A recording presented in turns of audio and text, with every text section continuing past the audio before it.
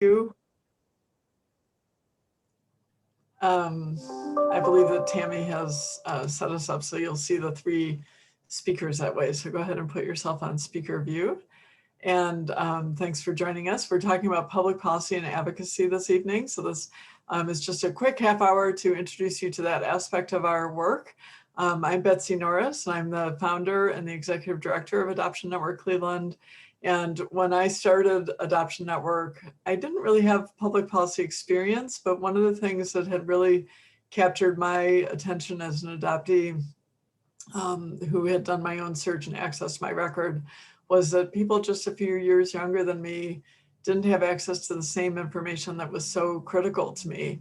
And that really struck me as a social justice issue. And I thought that was unfair and, wanted to see other people enjoy those same rights. And so I kind of jumped in with both feet. I tell people now I was young and naive and energetic, and it's probably a good thing that I was, because I didn't know what I didn't know, so I wasn't as scared as maybe I should have been.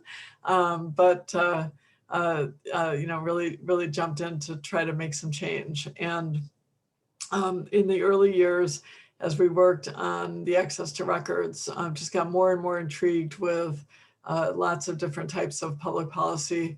And I think demystified the process to some degree in terms of finding that legislators who, maybe I'd put on a pedestal were people that wanted to have conversations and wanted to learn, and that this was something that I knew about and had something to share. And so that gave me a lot of confidence as well.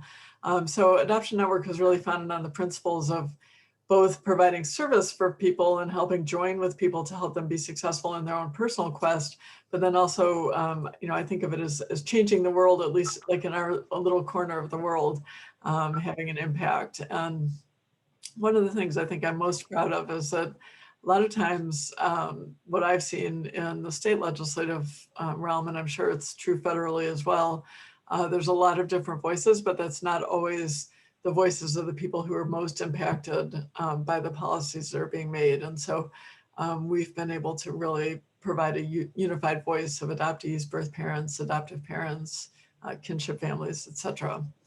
So with me this evening, we've got Aaron Ockerman, and he's going to introduce himself and tell you a little bit about his work with us. And then we also have Bethany Kuczynski, who's going to talk about her interest in our work and participation. So with that, I'll give it to Aaron. Thanks, Betsie, and hopefully everyone can hear me okay. As Betsie mentioned, my name is Aaron Ockerman, and I am the contract lobbyist for the Adoption Network Cleveland. I've been working with Betsie and the folks at ANC since I think 2006. And so it's interesting, people, I think when they hear that you're a lobbyist or they hear about lobbyists, they're inclined to think that you work for major corporations and big companies or labor unions or something like that. And people are often surprised to know that groups like the Adoption Network Cleveland have a contract lobbyist that works with them professionally to help with their advocacy and policy goals. But certainly it's important that every voice have the right and the ability to be heard through the legislative process and have an impact. And so to the extent that I can help advise Betsie and the Public Policy Committee and folks with the organization on the best ways to approach different legislative strategies, develop relationships and maintain relationships kind of on their behalf, and make sure that Betsie knows the right people to talk to in Columbus. Those are all hopefully ways that I add value to the organization. And so I've been doing this for, as I mentioned, with Adoption Network Cleveland since about 2006. I've been a lobbyist since 1999. And prior to that, I worked in the state legislature as a legislative aide. So I got to know the people and the process and how things work from the inside out, and have been really thrilled that I can have a job in public policy that impacts a lot of people's lives. And certainly my work with ANC has been some of the most profound and meaningful to me personally. So with that, maybe I can just share a little bit about kind of what we do, some of the bills that we've been involved with, and kind of our philosophy on how we can effectively advocate for people that are served by the Adoption Network Cleveland. So I'll start off and just mention a couple of our I guess, endeavors or efforts that we've been involved in over the past, 15 years or so, and certainly Betsie going back even beyond that. Obviously, the most high-profile one that we have been around and been involved with was the access to records piece, which is kind of Betsie's lifelong legacy work that we were pleased to be able to get to fruition after just 25 short years of trying to do it. But that's the way public policy works sometimes. Persistence is a key element of being a good advocate. And so we did that, and we'll talk a little bit later kind of just how broad the impact was to the adoption community, not just in Ohio, but candidly around the country. And the fact that, doing that here in Ohio really had a domino effect that extended well beyond the borders of our great state. So that was, I think, really a highlight for all of us. But we've been involved in a lot of other issues as well. Most recently, I'll just tick off a few that might be of interest to you. We're working to create an office, ombudsman's office for foster care, so that children who are in foster care have a safe place where they can go and be heard independently of maybe their case managers or the Department of Job and Family Services. And I think that's a really valuable change that we're hoping to get done really even in the next few weeks. So that's been a really and rewarding experience as well, and impacts a lot of kids around the state. Fertility fraud is an issue that is pretty new to the Adoption Network Cleveland. It sounds weird. Fertility fraud is basically when a doctor misrepresents to his client or her client, typically his client, who has come to them seeking reproductive assistance, misrepresents whose genetic material they're using. Oftentimes the person thinks or has the impression that it's going to be either a certain person or a person with certain traits that they would like to see in their children, and the doctor themselves ends up using his own genetic material to impregnate the woman. And that's obviously a very traumatic experience, not just for the child that results, but for the parents who are involved. And it's really exposed, I think, issues around genetic identity, which are key to the folks in the adoption triad in the adoption world. And so we've really found, I think, a kinship, no pun intended, with the advocates that are just kind of getting off the ground and trying to launch really a national effort to rectify that. It's not a crime in the state of Ohio to commit that act, believe it or not. So we've been working with people to try to rectify that situation, and we are currently working on a couple of pieces of legislation in the Ohio legislature to try to fix that. Another one that we're going to get more details about later is really around siblings and the rights of siblings in the foster care world to have the ability to stay connected, to see each other, to spend time together. And as you start to look into the sibling laws in the state of Ohio, it's amazing how few rights are extended to those individuals. And I know Bethany is going to speak personally about the importance of that a little bit later on. And so I don't want to steal her thunder. I'll let her really talk about that. But again, very important work that we're currently engaged in on behalf of different folks who are in the adoption and foster care system. So as I mentioned earlier, part of the work that we do, part of the work that I do and that our public policy committee does is to build long-term and lasting relationships with state legislators. So Lobby Day is a big part of that. Every year we host a Lobby Day where we bring dozens of volunteers down to Columbus. We walk the halls. We do our best to meet with 132 members of the General Assembly and share with them personal experiences as it relates to the Adoption Network Cleveland. We share with them our public policy platform. So we talk to them about things like siblings and access to records and foster care ombudsman and fertility fraud. And we try to educate them on a couple of key issues in the time we have with them. And we use that as an opportunity to learn more about the legislators as well. So we've found, champions that have been heroes in the adoption world as far as legislative champions go that we identified through that process of just spending time with those lawmakers. And like Betsie said, just kind of discovering that they're people too, and they oftentimes are inquisitive and want to learn, and they have a direct relationship to adoption. There are adoptees in the Ohio General Assembly that have very real experiences that they bring to bear in making policy. And so identifying those people, knowing who they are, getting them introduced to Betsie and her team, and having those relationships so that as we try to move these legislative initiatives forward, we have a great stable of people that already are familiar with our issues and inclined to be helpful to us, which is super important. So managing those legislative relationships is really a key thing that we try to do in our advocacy efforts. We always approach adoption issues in a very bipartisan, nonpartisan way.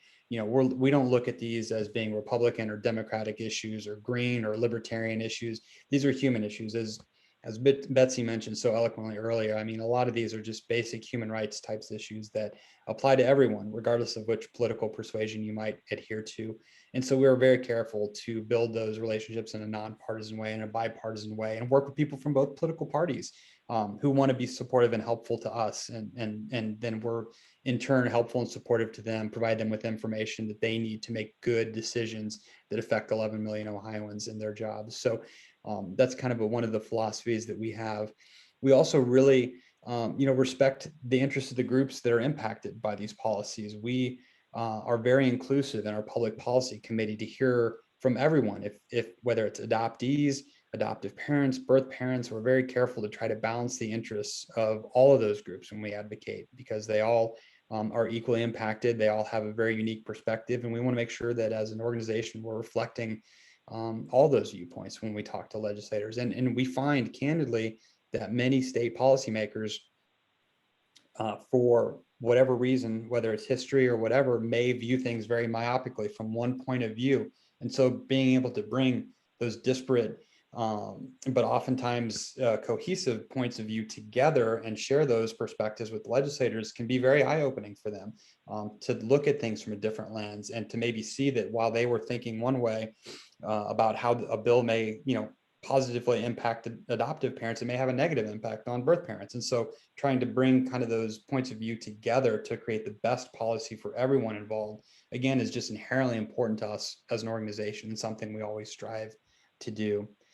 The last thing I would mention then, before I turn things over to Bethany, is there are all kinds of other groups that are impacted by adoption. And so we kind of serve as a clearinghouse. We do our absolute best to work with our partner agencies, the Ohio Department of Health on the access to records issue, the Ohio Department of Job and Family Services as it relates to, say, the foster care ombudsman, different, Wendy's Wonderful Kids and the Public Children's Services Association of Ohio, and lots of other people that have beliefs and viewpoints, in Columbus that are also out there advocating in this space. We maintain relationships with them, and we understand that it's helpful to try to build as many coalitions as possible. So it's not just us going alone, but bringing together a lot of people to create, again, the best public policy that's going to impact our constituencies.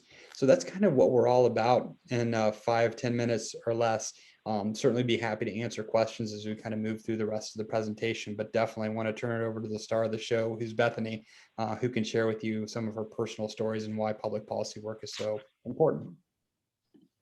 Good evening, everyone. Thank you so much for coming tonight. First, I want to begin by taking a moment to ask you to contemplate some of the most significant relationships in your life.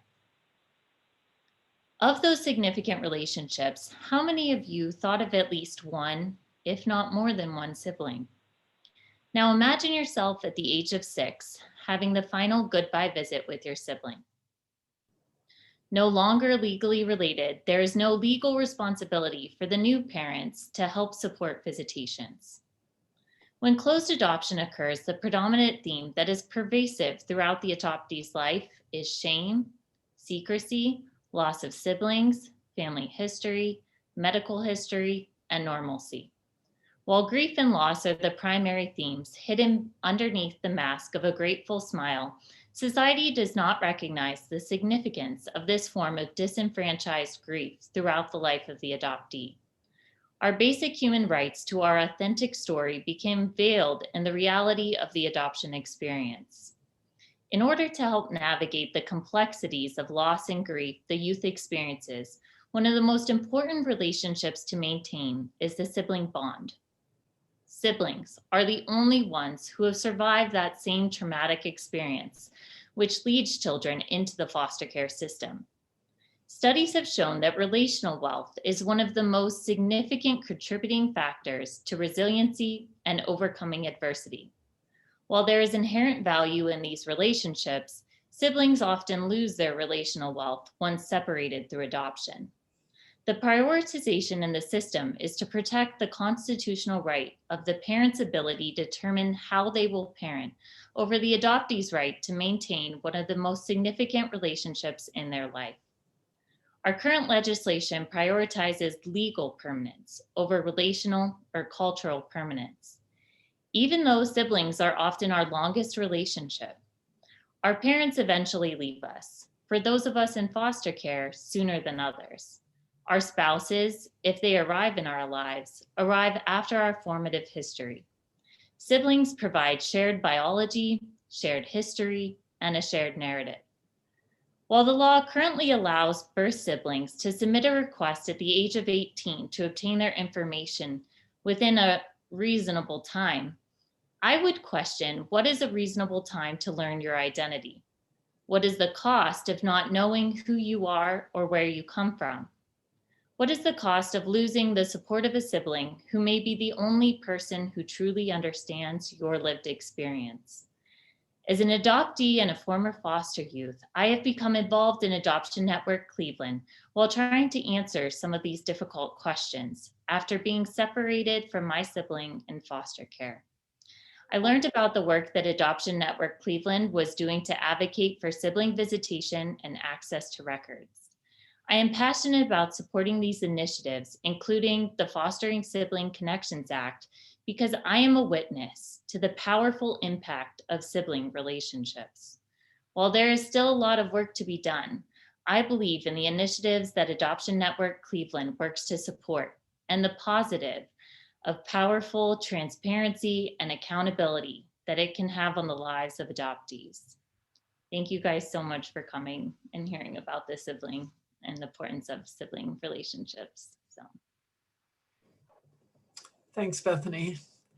So I'm going to talk just a little bit about some of the impact of our work over the years, and Erin kind of set the stage for a lot of those. But as Erin mentioned, we have worked, and as many of you might know, we worked from the beginning of our organization in 1988 until our bill finally passed in 2013 and then was implemented in 2015 to allow adoptees, adult adoptees in Ohio to be able to apply for and receive their original birth certificate. And so that was an incremental change in Ohio previous to, when I accessed my birth certificate, records were always open for people that were adopted before 1964, but then they were closed starting from 64 forward. In the 1990s, through the course of our legislation, the legislature wasn't ready to go all the way back to open up records to then adults from 1964 forward, but they did decide to agree to stop closing records in the same way.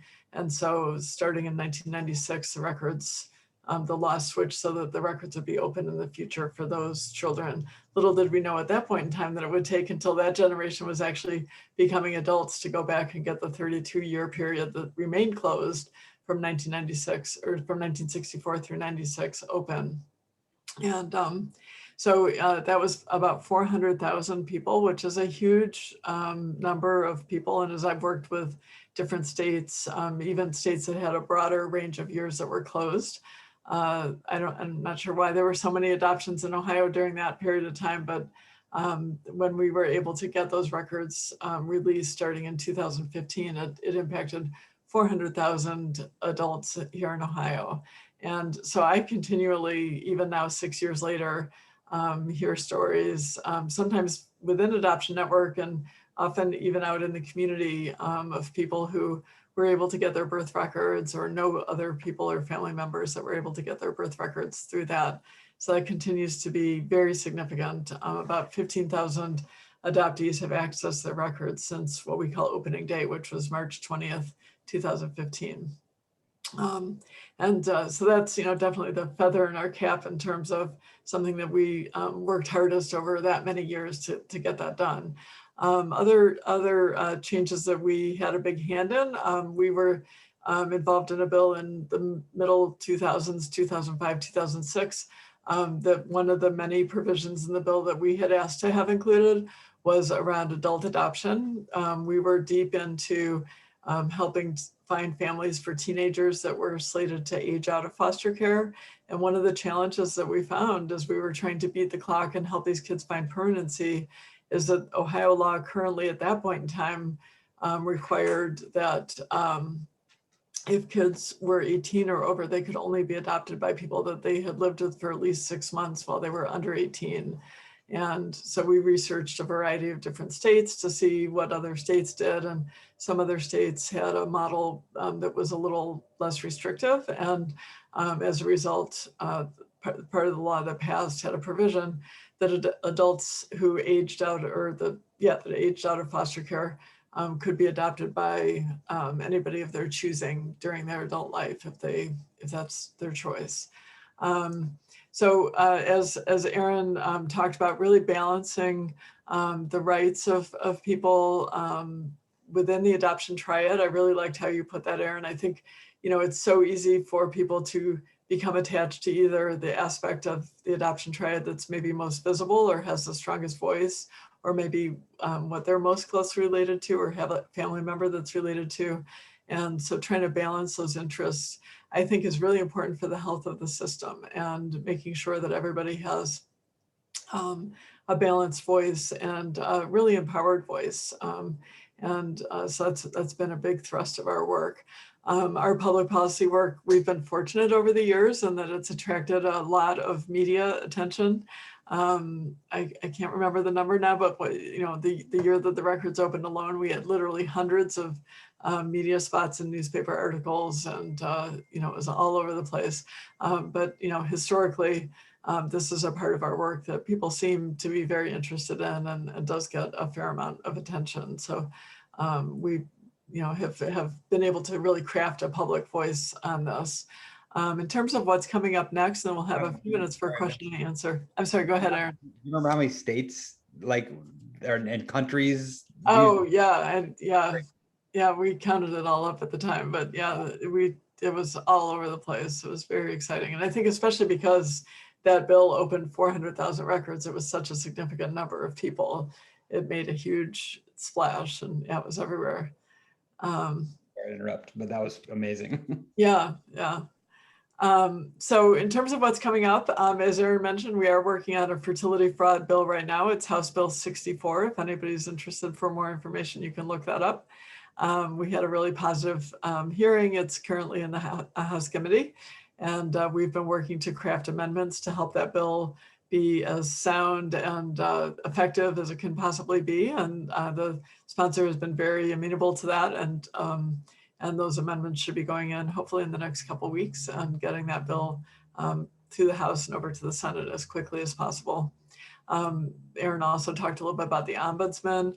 You can watch, I believe, on cleveland.com on June 17th, there's going to be a op-ed that we have worked with a foster care alum to get published. And so that is, again, a different way to get a voice out there on an important issue. We have also continued to work, kind of sadly maybe, on a lot of administrative restrictions that are still there about access to records. So, nothing's perfect, and you can't just say, okay, we got that bill passed and we're done. There's still some complications with adoptees accessing both identifying and non-identifying information in Ohio. And so we continue to be at the table to get that resolved, to make sure that people are getting the things that they are entitled to by law. Sometimes it's not that simple.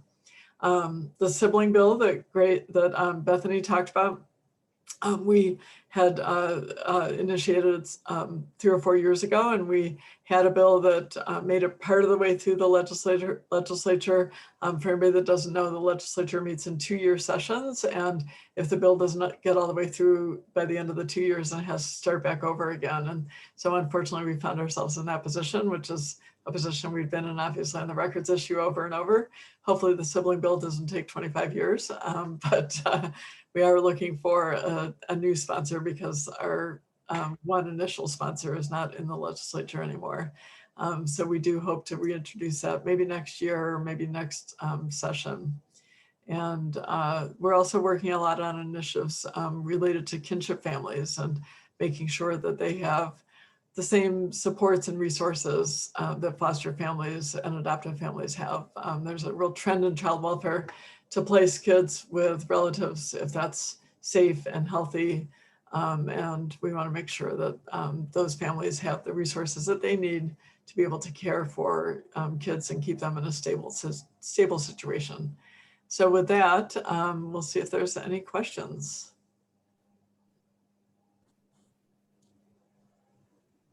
So Betsie, I have a question. Yeah, go ahead. What is in those rocks behind you? Are those candles? Or are they, what are those? These are candles. Are they Yes. candles? I'm dying to ask you that. I know it's a stupid, but sorry. That's okay. Any question is fair game. First of all, thank you for the overview. That was really helpful, and it's great to see kind of the multifaceted advocacy that's going on. Betsie, I shot you that that article that, you know, angered the heck out of me, that what was it, Social Security was being basically taken away by certain states from children who were in foster care. Were you able to find out if that's happening in Ohio at all? I have not yet been able to find that out. That is a really good question. And I don't know if the people that I've asked don't know, or if it's a closely kept secret, but I have not been able to find that out. I will continue asking around, and I'll circle back to you if I find out. So Aaron, the question is, I should send you this article. There was an article about nationally that many states take payments from kids in foster care if they have Social Security checks from like a deceased parent, for instance. So the income that they could be saving up for their future, but states are taking it as like a payment to be in foster care. So there was, yeah, some real publicity about that. Yeah, send me the article. I'm happy to do some research as well. So. Yeah, Bethany, I don't know if you know, in the foster care alumni world, if that's anything that you know about. So actually, I've had the opportunity to work a little bit with my sister in Boston, Massachusetts. She is working currently on policy surrounding getting youth access to bank accounts. So they have something called Project Bank Account, because one of the issues is a lot of youth can't even get access. They can't get somebody to sign them for a bank account. And so I could see that as another potential barrier for why they may not be receiving these funds, because they have no place to even save up the money. Right. So I'm not sure if that's an issue in Ohio also, but that may be something nationally to look at as just a basic normalcy thing for youth to start saving their money as well. But yeah, youth can be at such a disadvantage when they age out of foster care, you know, so bank accounts is a big issue, driver's licenses can be a big issue, things that are just normal transition pieces for many of us when we turn 18 or 21 that our parents would help us do, or there wouldn't be so many barriers to. And unfortunately, kids aging out of care face all kinds of barriers that we wouldn't even think of. Yeah. I'm curious, what percentage of adoptions are closed currently? The statistics that I've seen for infant adoptions are about 5% are closed, and the other 95% are somewhere on the spectrum of openness. So that might be fully open, that people are known to each other and have direct contact information for each other and keep in contact, or there might be they might be somewhere else on the spectrum of openness, maybe most conservatively corresponding to the agency, for instance, not maybe knowing each other's first names, but not full addresses and that type of thing.